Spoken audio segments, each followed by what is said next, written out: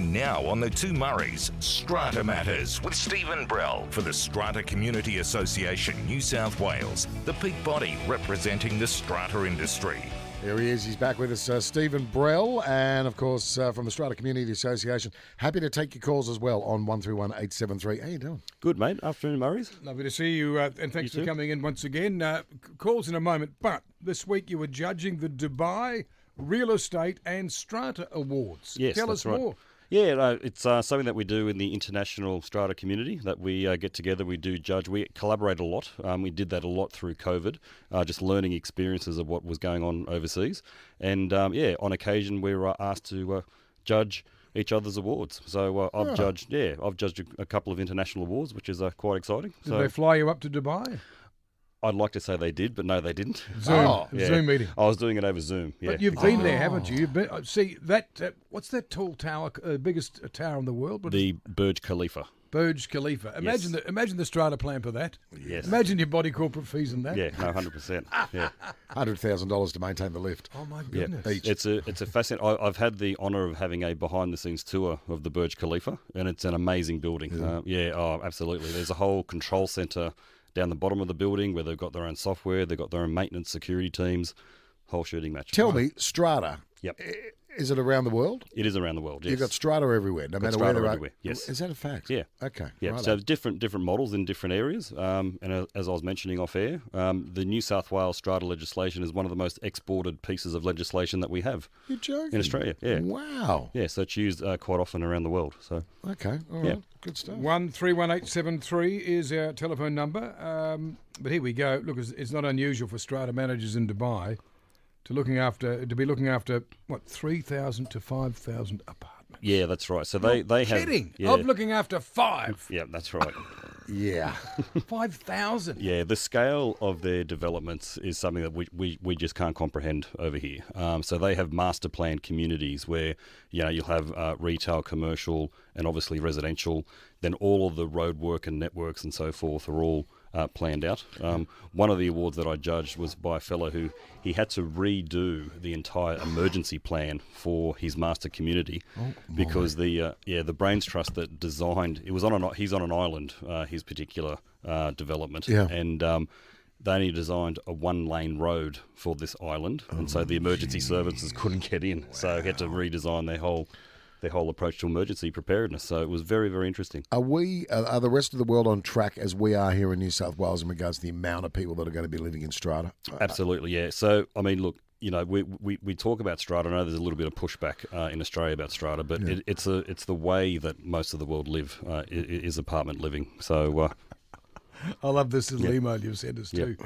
Despite the cultural differences, Stephen says, they have similar problems. Levies and reserve funds being too low, parking problems, pet problems, noise, and apathy. Yeah. And that kind of sums up. Apathy. And apathy. Yeah, absolutely. Yeah, exactly. All right, let's take some calls. 131873, that's the number if you want to have a chat to Stephen Brell, all right? 131873. We might go to line 2. Ron is calling us from Glenhaven. G'day, Ron. G'day. Is that Stephen, isn't it? Sure is. Stephen, just a quick question. My daughter's got an apartment in, can I say where or not? Sure. Okay, it's at the Lighthouse, the 15-storey one at DY. Mm-hmm. And on the level 3 is where we're supposed to park as visitors when we go over there. There's about 20 plus visitors car parks, all with visitors car park written over the top of them, right? Yep. Mm-hmm. So the thing we've noticed is that they have now over at least 40-50% of them lockable bollards. Yep. And the ones that haven't got a bollard behind them. The cars are covered in dust and webs and spiders and everything else, so they're there forever. And it just amazes me that, there's guys there with pickup trucks full of, garden refuge and everything. Obviously, they live there and have 2 vehicles or something. Mm-hmm. I just can't understand how you can have visitors' car parks and say to people that they are the visitors' car parks and then put bollards up. Well, I'm sure it's not confined to DY. Stephen, what do you think? No, absolutely. Look, what a lot of owners corporations do, or body corporates do, is their visitor parking is their common property. So they are allowed to use it how they wish, if you like. Now, the way the councils want you to use it is, as the name implies, as visitor parking. Yeah. Okay. What happens is, on occasion, is that sometimes these amenities do go unused by visitors, and so therefore the owners may want to convert them into additional car parking spaces for the residents. Now, in order to go through that process, there are a few stages. So they would have to pass a bylaw giving exclusive use to particular lot owners or residents to use the spaces. At a cost? Well, generally, yes, they would, because what they would then do is lease that amenity back to, so the money that is raised by leasing the car space goes back to the owners corporation. Yep. But they would also need council approval to do that. So because it's the number of car parking spaces or visitor spaces that you have in your property is determined by council. So, and they change their laws, every few years. Right. And so, so that's what a lot of owners corporations do. What's it got to do with council? It's Just collect the bins and change the lights in the street. What's it got to do with them? It's all got to do with their planning laws and how many car parking spaces you're allowed, per how many units in your building. Okay. So, at our place, we've got one visitor's car space. But it's enormous. Well, no, it's not that enormous, but old mate next door thought it was a great idea. He'd come home late from the pub, he'd parked in it. Yeah. Old mate. Old mate from Brazil. Does he listen? Does he listen? I do not read. I said, yes, you can read. Yes, you can read. Get your car out of my bloody visitor's space, And please. does he listen to the show? No, he doesn't. You'll know when you get home. That's it. All right, Ron, I hope that helps you out. Thank you, Ron. 131873. Where are we off to? Let's go to Jess. Yep. I think a similar query. Hello, Jess. Hi, Stephen and people. I live in a complex of 10 on the Sunshine Coast. Now, there's 10 units, 1 to 9 are all in a row, and then opposite Unit 1 is another unit standalone, opposite. And then there's 3 visitor car parks, which are put away from all the units, and so the 3 visitor car parks, and the body corporate manager has said that people can park, no residents can park in the visitor car park, but a visitor can stay 3 nights a week in the bylaws or whatever. Mm-hmm. Right. Because he's got a boyfriend who stays regularly 3 nights a week. Anyway, that's fine. And so what I wanted to know is, units 1 and 10, we both keep we've got other things we keep in our garages, and we're at the end of the complex on the common land or whatever, but we both have agreed that while he doesn't want to use his garage and I don't want to use my garage, we're not affecting any of the other units because we're right at the end. We're not precluding access to units 2 through to 9. So are we allowed to park in that common body space in front of both of our garages, sort of not... We do have a garage which we would turn into, so we're parking perpendicular at the end of the complex, so we're not blocking any roads. Yeah, no, absolutely. Are we allowed to do that? I can picture exactly what you're saying. You are allowed to do it as long yes, I can. Yeah, my little Strata brain's working overtime to try and get all this into picture. Yeah, okay. No, I can picture what you're saying. The short answer is yes, you can do that, but you do need permission from the other owners in order for you to do that. Now, the other thing which you did mention there in your introduction was that you're not impeding access for anyone else. Now, what will happen on a common driveway, there'll be all sorts of regulations surrounding, distances between turning points and buildings and that sort of thing. So you need to make sure that vehicles have access in and out of the property, particularly if they're going down to the end of the property and they're trying to do a U-turn. You need to make sure that they've got plenty of room to do that. So that'd be the only thing. Hope that helps, Jess. Yep. And Sam's online with a very interesting question, and we'll go to Sam in just a moment. This is the Two Muzzies and Stephen Brell. Stephen Brell is back with us from Strata Community Association. Do. 131873. Stop. 131873. I've got a question for you that was asked of me during the week. All right, it's probably a bit of a sensitive issue. Block of units, been there for quite some time. Someone has bought into the unit block. that has a disability from the point of view that they're in a wheelchair. Mm-hmm. There are certain areas, not getting in to and from the unit, but around the complex, into the pool, all that type of stuff, they can't get access to. Yeah. So there needs to be some costs incurred by Strata to provide disability wheelchair access. Does that happen a lot with older buildings, and where do the Strata sit in relation to that? It does. So there are, because the building codes and laws are updated, periodically. Sure. They do take into account special needs, Right. people in wheelchairs and disabled access and so forth. So when an owner's corporation is planning a refurbishment like that, they do need to take all of those access points into consideration. Okay, Yep. all right. Now, what about a whole complex of freestanding villas that are probably 8 years old? Mm-hmm. Special levy is going to come into place next year to replace all of the colour bond roofing, Mm-hmm. After 8 years. which has got a lifespan of 50 years. Yeah. Why? They said we're planning ahead. Everybody will be dead by the time they wanted to put it in. Yeah, that It's only sounds a 8 bit odd. years old. Yeah, correct. Yeah, okay. Like, what's going on there? I'm not quite sure. Well, that sounds like a bit of an odd one. Really? Okay. It's good that they're planning ahead for their long-term What, financial. 50 years down the track? Not so much 50 years, but There'll be yeah. no one there in 50 Yeah. years, I can tell you. Yeah. Interesting. It is an interesting Yeah. one, isn't it? If you find out more, let me know. and Oh, don't have a worry, look I'll at tell you all offline. about Yeah. it. Yeah, I found out about it during the week. So Sorry about that. 131873. Let's go to Sam from Yagoona, who is online this afternoon. G'day, Sam. Yes, good afternoon, Stephen, Murray and Murray. The best segment on radio by far, second to none. Well, that's very kind of you. Thank you. Thank you. How can we be of assistance? All right, Stephen, if you can buy a bird bath in any of the big department stores, they're not illegal. If you've got a bird bath, are you allowed to have it on your balcony or your porch in a unit in Sydney? And are you allowed, if not water, can you put seed in it at all? Say for the cockatoos or that sort of bird. That's a good question, Yeah, actually. it's a great question. So every strata scheme in New South Wales and also Queensland, Victoria have a bylaw which is about appearance. So you can't put anything on your balcony or on your patio or at the front which is not in keeping with the appearance of the rest of the property, right? So one of the big things that people do is they'll hang washing lines and so forth, on their balconies. That which looks lovely, doesn't Yeah, it? exactly right. So the reason why we have bylaws is to prevent people from doing that. Now, if you would like to put something on your porch or your balcony, which is not in keeping with the appearance of the rest of the building, you would simply need to get permission from your owner's corporation. A lot of residents do have things like bird feeders. I haven't heard of a bird bath before. I've got to admit that's a first.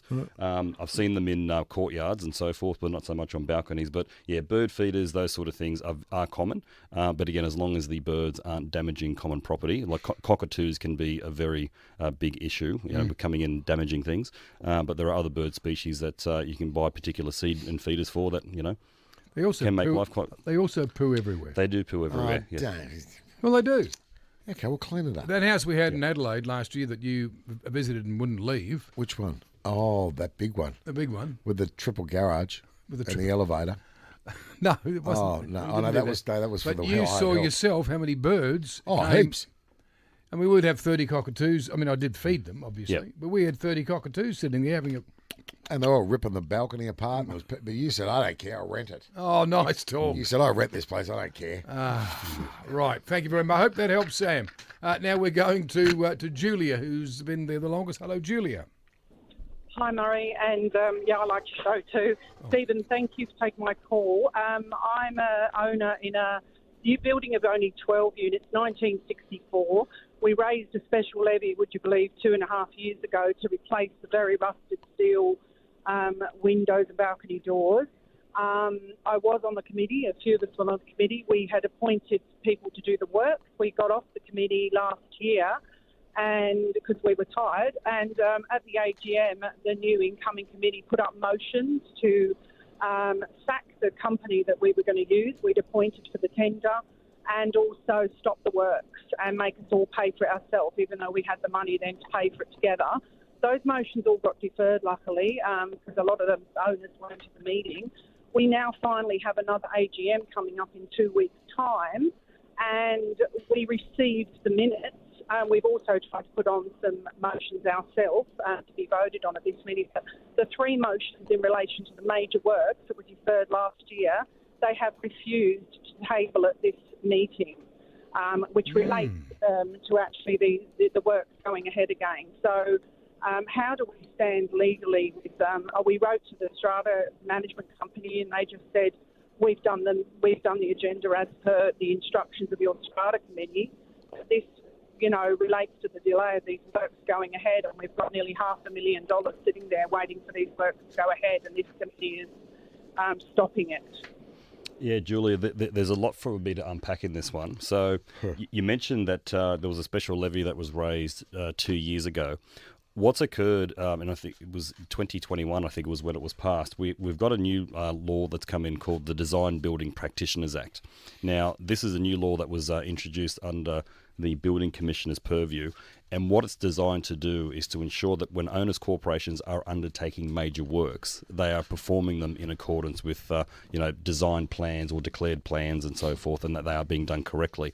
Now, I'm not quite sure why your new committee has decided to not go through with the tender that you guys put through, but that may be one reason why. You then went on to a second point, which was that they then tried to pass a law to say that each individual lot owner was going to be responsible for their own works. Now, there is special provisions that apply to schemes that were registered before 1974. So there are different rules, and this is something which is very important for listeners to understand.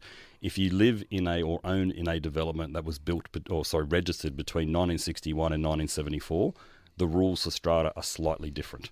Okay, after 1974, which is the majority of strata schemes in New South Wales, the rules are all the same. Right. So, Julia, what I'd like to do, if you don't mind, I might get your number and get someone to give you a call off air so we can unpack this a little bit more, because it sounds like it's a far deeper problem than what I can explain over air. And the clock is ticking. The meeting comes up in a fortnight. Yeah, exactly right. But if you ask for motions to be on your agenda, they should have been on your agenda. Okay. So, Julia, please don't hang up. We'll get a number, if we may, from you, and Stephen and the team will be in touch. Yeah, sounds good. All right, 131873 is the number. Karen's called through. Hello, Karen. How are you, Steve? Good, thanks, Karen. How are you? Good. I'm just ringing. I didn't attend the meeting. There was a meeting last week in our strata, and they sent out the minutes, which say they're going to do capital works on the balconies, on all the balconies. So they've sent the bill for, I think, $70,000 for a balcony, which I don't know. I think it's a bit extreme. Per balcony? For a balcony, $70,000. Yeah. So times how many? Times how many in your block? So we've got 12 in the block of units. Some smaller balconies, so they're paying $62,000. And there's the ones at the front. They're bigger balconies, and they're paying $73,000. Wow. That's a lot of money. That's about $750,000. It's a huge amount of money, yeah. Yep. Again, Karen, I'm not quite sure the extent of the works, but if they may be doing spalling work as well as waterproofing work and then replacing the balconies and the balustrades. So it sounds like you've got a fairly comprehensive set of works going on there. What I would be asking, was there a scope of works or any sort of detail in your meeting notice that would tell you what's going on? No, there's nothing in the meeting notes.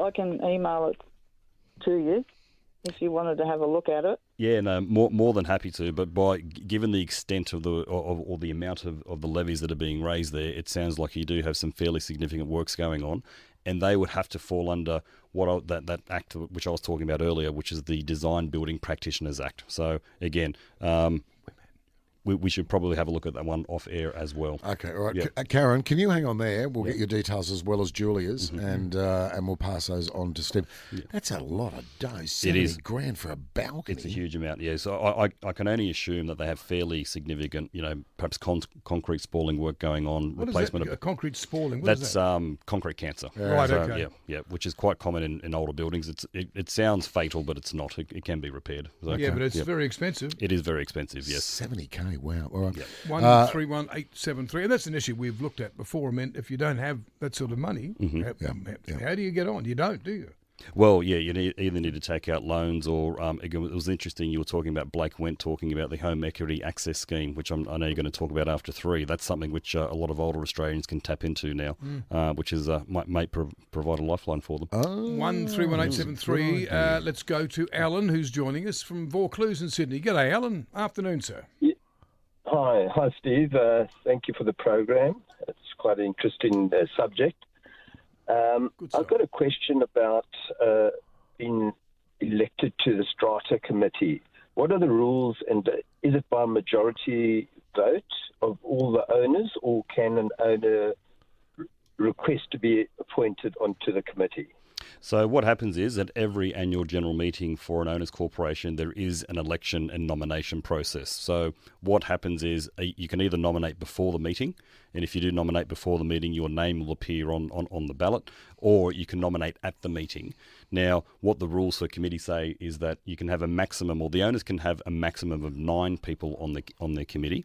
But the first thing they have to do is determine how many they want. So they may determine only have 3 members on the committee for whatever reason. And then if there are more nominees than positions available, you then have an election. And that election is done by ballot at the meeting. Right. So it can be quite a detailed process. Most Strata Committee elections are fairly straightforward because you normally go whoever nominates for the committee, that'll be a number, and you simply go from there. However, it can get quite complicated at times. Yep. Does that help you out, Alan? So our Strata is 10 owners, and there are only 2 members on the committee. So you said a minimum of 3. No. There's for a block of 10, the minimum is 1, and the maximum of 9. 1? Yeah. So you can have 1 person on your committee. So it sounds like Murray over here controls his 5-lot scheme like a... He's a busy boy. Yeah, exactly right. So, Steve, my ex-banker neighbour, afternoon Steve, he is the chair. Oh, there you go. Oh, he's not the one that parks in the visitors' car park with the accent. Oh, he doesn't have to. Oh, right, I see. Oh, I see. He gets dropped off. All right, Alan, good on you. Yep. 131873 is the telephone number. Very short break, yeah? Yep, very good. Okay, Stephen Brell's with us from Strata Community Association. We'll be back with more of your calls. 131873. This is the Two Mussies, and of course Stephen Brell, being a Sunday afternoon, the 12th day of November. 131873 is our telephone number if you'd like to pose a question. There's nothing he can't answer, this gentleman. Nothing. Nothing at all? Nothing at all. Outside of Strata? Oh, he's not very good at baking, but Strata, he's all over. He's all over Strata. Yeah. Indeed. Okay, let's go to Sutherland because Jeff is online with a question I think is frequently asked. G'day, Jeff. Oh, good afternoon, guys.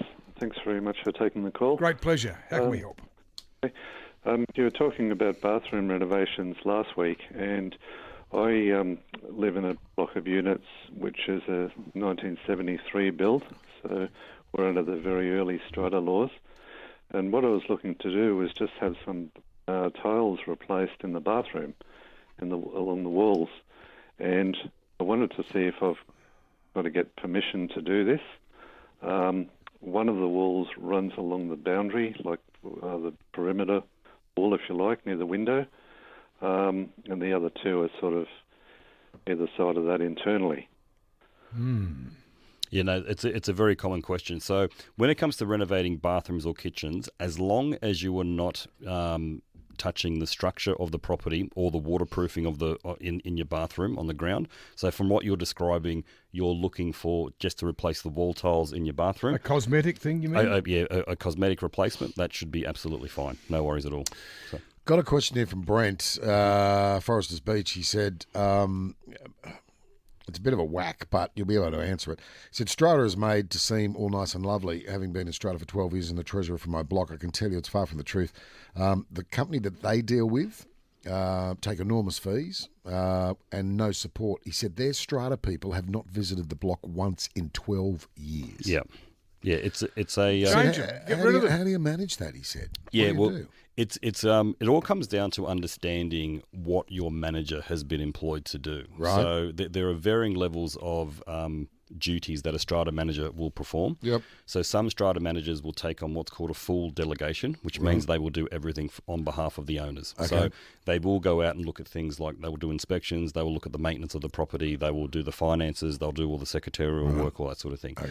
Other Strata managers will only take a limited delegation, so therefore they're only doing some of the administrative work, so like putting the meeting notice together or perhaps collecting the levies and putting the accounts together and that sort of thing. Okay. So here's the bottom line. If you're not happy with your current Strata manager, Get rid of them. Yeah, 100%. So, again, every strata manager has to have an agency agreement, and the maximum term that a manager can be appointed for is only 3 years. Yep. Right? So if you're not happy with the performance of your manager, my recommendation is, my recommendation first up always is, have a chat with them about it and tell them why you're not happy with their performance, and then you can see whether or not it's in their service agreement or not. If you express your concerns and you're still not happy, then by all means, yes, you are at liberty to change your strata manager. Okay, a resident in our unit complex from David, who's at Ettalong Beach, continually ignores warnings from the strata management about parking their additional car in the visitors' parking. What else can be done about this? Yeah, it's a common complaint. So I'm going to go back to nails. Yeah, no, I wouldn't go that far. Okay, that's I wouldn't go that far. Sorry. No. Again, it's the road that you need to travel here is the one of mediation and NCAT. So I would be appealing to this person. It's one of the things in strata law which we are lobbying to change, because a great frustration for many residents in strata properties is the fact that enforcing their bylaws can be very, very difficult. Yeah, absolutely. Yeah. So. 131873 is our telephone number. Interesting query from Noel. Thank you for the text message. Noel, can a person on a pension get a discount from their strata levies? Yeah, it's a great question that Noel poses. It's one that we get a lot. So directly, no, there are no such thing as a pensioner discount for strata levies. Yeah. However, there is a mechanism in the New South Wales legislation, and I'm almost certain it's also in Victoria and Queensland, where an owners corporation can offer a 10% discount to owners who pay their levies before the due date. Okay. Right. Now, in order for this to work, what an owners corporation has to do is set their levies at 10% more than what they would otherwise be, so they can cover their expenses. Right. But the whole purpose of it is to make sure that the cash flow for the owners corporation is steady and predictable, throughout the course of the year. So that's something which Noel and his scheme may want to have a look at. So, hypothetical, I'm just thinking about this because a lot of people ring up and talk about these special levies, and we've got to put more money in for this, and it's all come out of nowhere. If for some reason there's been a special levy initiated and money's been contributed to the fund, and for whatever reason it may be, they don't now need to do that work. Can people get their money back? Yeah, or they has can. It got to sit back inside the account? No, absolutely. So an owners corporation can resolve to disperse surplus funds. Yep. And that it does happen on occasion. I mentioned before that if an owners corporation sells part of their common property, which may happen or may occur, and they get a influx of funds, they can certainly disperse any surpluses back to the owners. Okay, right. Good luck getting it back. Well, that's why I asked the question. Yep. It does happen. Yep. We got time for another call from Sure. Chatswood. Stuart's online. Good afternoon, Stuart. How can we help? Hi, how you going? Well, thanks. That's good. We're an owner in a block of 4 townhouses, and the other 3 are owned by overseas investors. And there was a home building warranty claim insurance that we made because it was less than 7 years, or 6 years, I should say, and we were successful with part of that claim. And so the other 3 dwellings are rented, and I was just wondering what rights we have to go in and make rectification works to the waterproofing, bearing in mind 3 of those 4 are leased out. Sure. Do you actually know that there are problems in the other 3 apartments, or? We do. So we've had about 4 or 5, building inspectors come through to inspect the building, and they've identified that there's waterproofing issues where the building was built substandard. Sure. So, the owners corporation has the obligation to repair and maintain common property, and part of that obligation or part of the rights that come with that is that they are allowed to access any part of the property in order to effect repairs. So if there are waterproofing issues that you need to get access for, you are allowed to gain access to get your tradespeople in to get that fixed up. Let me ask a question then on behalf of you, Stuart, if I may. So you have 3 owners out of the 4 who live overseas. Yep. There's an obligation on those overseas owners to fix these problems, but does Stuart, for example, have to contact them, or is it just a case of open the door, we'll be here on Tuesday? No. Just to clarify this, it's the owners corporation's job to repair and maintain, okay, and they can get access via the tenant. So again, every strata owner in Australia has to give an address for service of notice. Okay, right. So chances are that these 3 tenanted properties would have a property manager or an agent acting on behalf of the landlord. Or 3 agents separately. Or 3 agents separately, yep. And again, it would just be a matter of organising that through those particular agents. So I hope that helps, Stuart. Yep. Because that's a big problem, isn't it, in Australia, and getting bigger with the number of overseas owners of properties. We were talking about it a few weeks ago. Thousands of properties in Melbourne that are just remaining vacant. Listen, great to see you. Thank you for coming in. No worries at all. Best way to get hold of you, I suppose, for our listeners to send even questions or emails into you or even give you a call. What's the best way for them to do that? Sure. So the phone number for our association is 9492. Yep. 8200. Failing that, simply search Strata Community Association, and you'll go to our website, and then whatever jurisdiction you're looking for, you'll be able to find it there. Okay. And our 4BC listeners, there is an equivalent office. Yes. In Queensland, but different rules and regs. Yeah. Yeah. No, exactly right. So. 100%. Nice to see you again, Stephen. Thanks. You too, Murray's. Ever so much for coming in on a Sunday afternoon. No worries. Very well. 9492 8200. That'll get you the Strata Community Association, or just Google it up and it'll go straight to their website and you can fire off some questions.